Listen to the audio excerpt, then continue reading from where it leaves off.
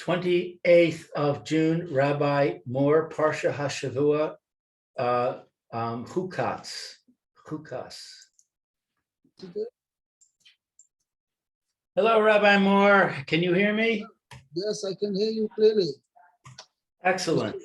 Just the two of us today? I think so. I haven't heard from anybody else. Because I have to end at 1:15 today because Erev Chodesh. Right. Okay. I think we were in the middle of the Rashi. Does that sound right? It could well be. 1 second.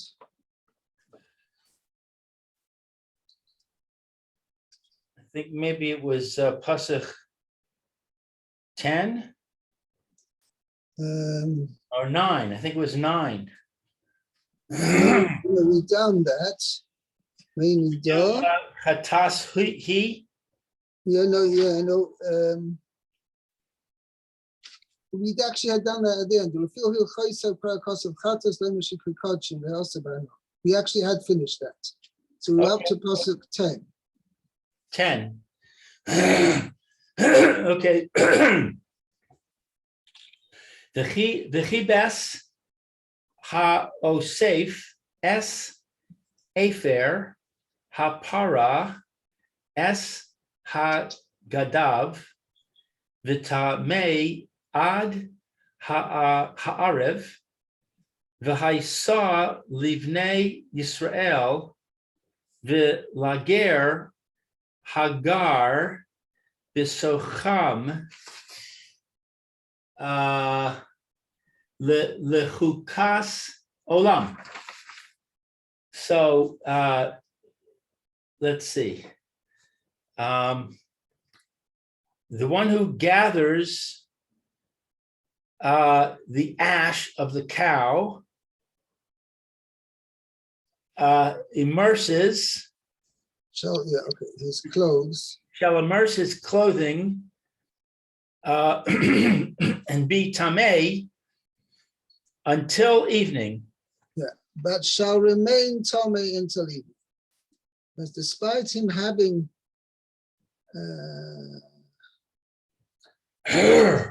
find Chukas.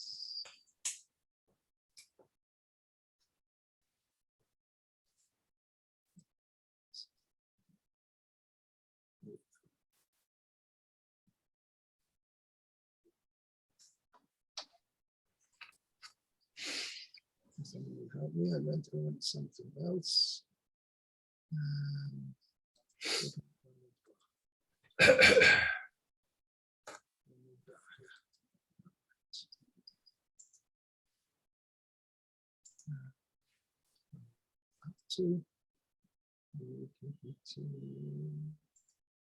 What pasuk are we on?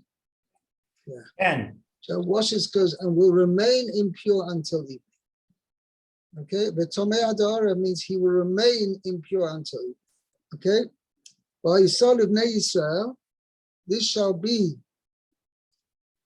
And it shall be for the children of Israel and the convert who dwells among them for a law. What? I didn't hear what you said. Not for as an everlasting statute. You limit. It mean 4 or 2? Yeah, but it will, it's a state. It's describing a state. This will be for the children of Israel and for the person who live among them for an everlasting statute. You wouldn't say that in English. As an everlasting statute. Okay. Okay. So the prefix is lamed and base, and basically that's lamed and base are versatile. It means it doesn't necessarily have to be 2 or 4. It can be depending on the context. It can be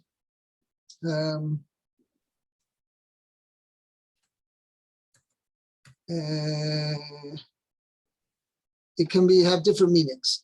Okay. Okay. So there's nothing on this verse. No, there's nothing till verse 12, in fact. Hanogea bimes lechol nefesh adam v'tamei shiv'as yamim. Okay, so whoever touches a corpse of any nefesh, of any nefesh adam, any soul of a man, Right, which means basically a human being, any human being, shall be impure 7 days. for 7 days. For 7 days. Who yischata vo b'yom hashlishi u vayom hashvi'i yit har v'im lo yischata bayom hashlishi u vayom hashvi'i lo yit har. Okay.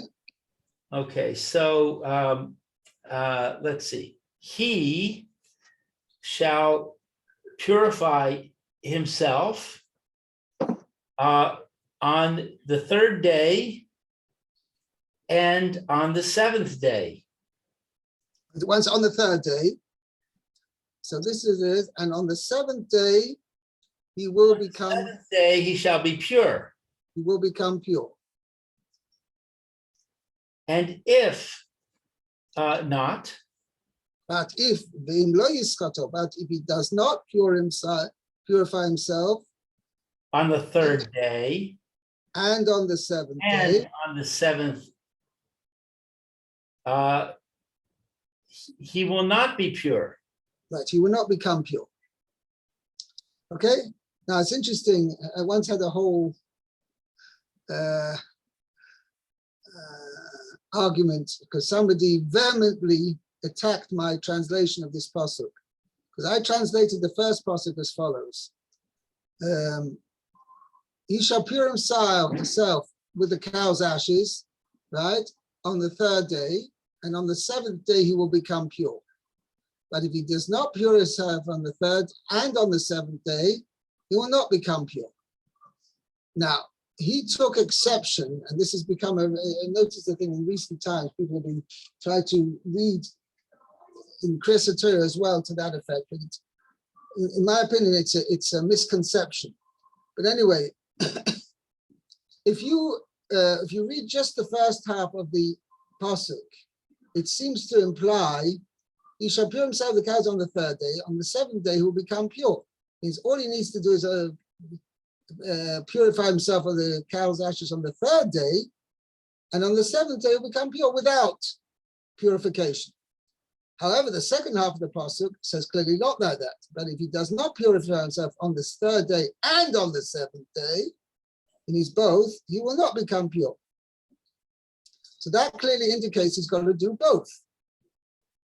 So if that's the case, why does the pasuk tell you to purify himself the cow's ashes on the 3rd day? To point out that not just the 7th day is le'ikuva, but the 3rd day is also le'ikuva. Means you need both purification on the 3rd day and purification on the 7th day. Okay? I'm not going to go into the ins and outs of the, it involved how the trop, you know what the trop is, the notes, how you understand the notes, and also how you read Parsha, read the pasuk. If you, in other words, basically comes to the following point. If you read it, he should purify himself on the 3rd day, on the 7th day, then what the word yitar is like hanging in the air.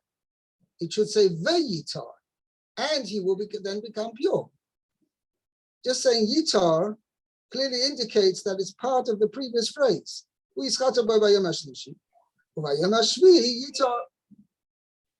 Okay, anyway, that's how I translated it. And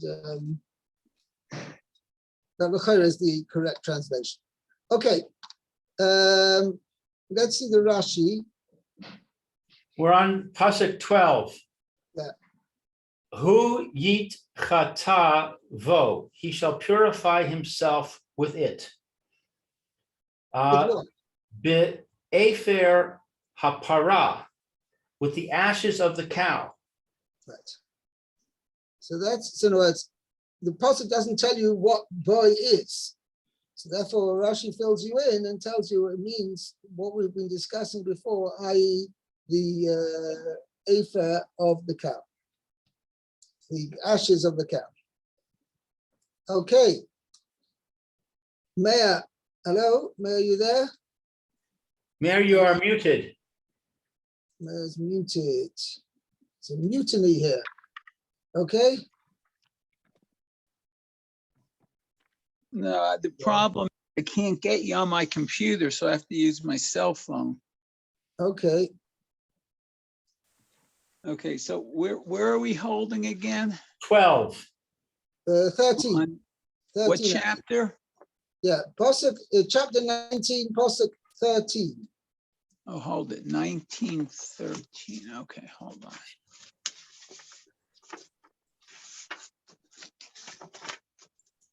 Okay. Good afternoon, Yechiel. Good afternoon.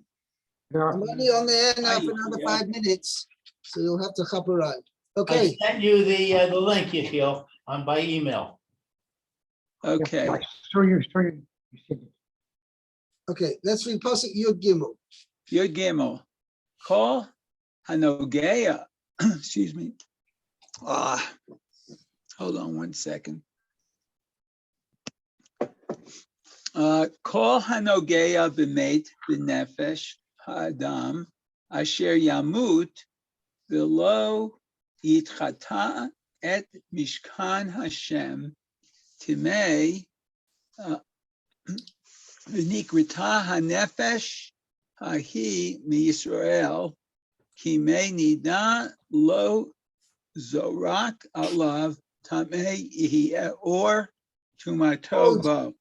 Ode, it's a dalet. Oh, oh, Tumas Soibai. okay.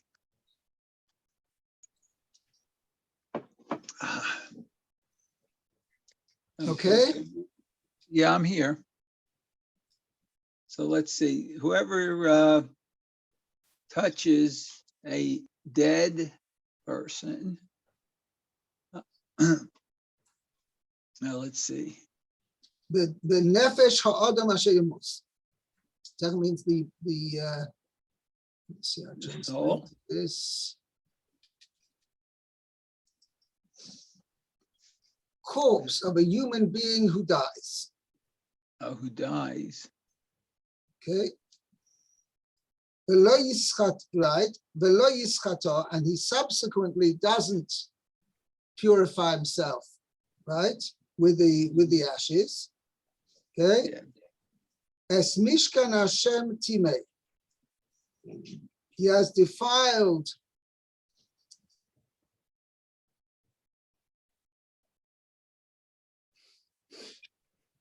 the dwelling of Hashem, and that person will be excommunicated from Yisrael. Oh, okay. Person will be cut off from Israel.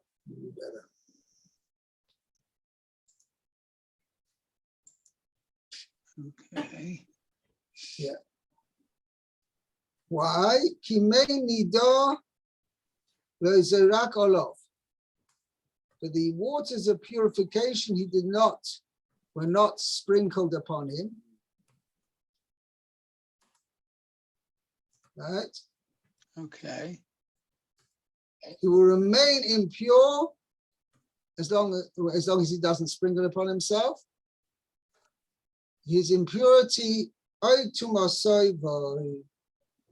his impurity is still with him. And as Rashi is going to point out over here, this extra phrase tells me that even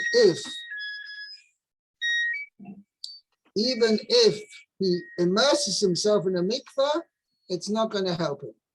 If he comes in contact with a dead body, and we're going to see he becomes what's called Tomei Mace, in order to purify himself, he has to do, has the ashes of the Parah Adumah sprinkled upon him on the 3rd and 7th day. And if he doesn't do that, then any other form of purification is not going to help him. Uh-huh. Okay? Let's see Okay. Rashi. Let's see, Yud Gimel. B'meit b'nefesh, v'eze meit, shel nefesh ha'adam. Dafka, a human being, the corpse of a human being. Okay. L'hotzi l'nefesh b'hema, and not of the one of the an That animal. excludes the soul of an animal. She'ein tumasa tzrichaza. Means if somebody comes in contact with a carcass of an animal, so just an animal just like died without being shechted. There's no better way. A shechted animal doesn't create tumah. An animal that's shechted is not tummy. But if it has just died or was killed in any other way, then the carcass is tummy. But even if it's tummy, it doesn't require 7 days of tumah, and it doesn't require sprinkling with the waters of the Parah Adumah. But just he has to immerse himself in a mikveh and wait till the end of the day, and then he's torn if he touches an aveda. Okay. Davar acher, another explanation. Okay, b'nefesh zo revi'it dam. Right.